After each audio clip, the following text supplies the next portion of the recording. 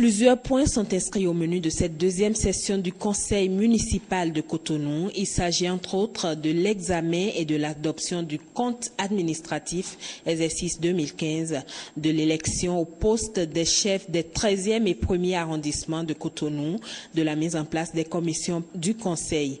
Aussi, Léa Dissoglo a-t-il placé ses assises sous le signe de l'accélération de la mise en œuvre du programme d'action 2015-2020 du Conseil. Le temps passe trop vite et nous avons encore beaucoup à faire au regard de l'actualité et des exigences de plus en plus marquées de notre temps. Nous avons pu constater avec beaucoup de satisfaction que chacune des formations politiques représentées au sein de notre conseil municipal a contribué de façon pertinente et remarquable à la formulation des différentes recommandations destinées à renforcer le fonctionnement des institutions de la République, à consolider les bases de notre démocratie tout en respectant l'esprit de la conférence des forces vives de la nation de février 1990.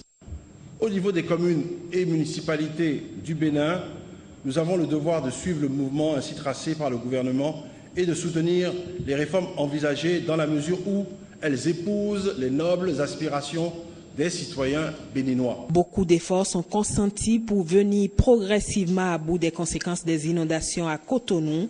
Le président du conseil municipal a fait le point des actions menées pour l'amélioration des services municipaux au profit des habitants de Cotonou. Il faut signaler que le démarrage de cette session a été quelque peu perturbé par le mécontentement de certains membres du conseil municipal et pour cause, la non-installation des suppléants de certains conseillers appelés à d'autres fonctions.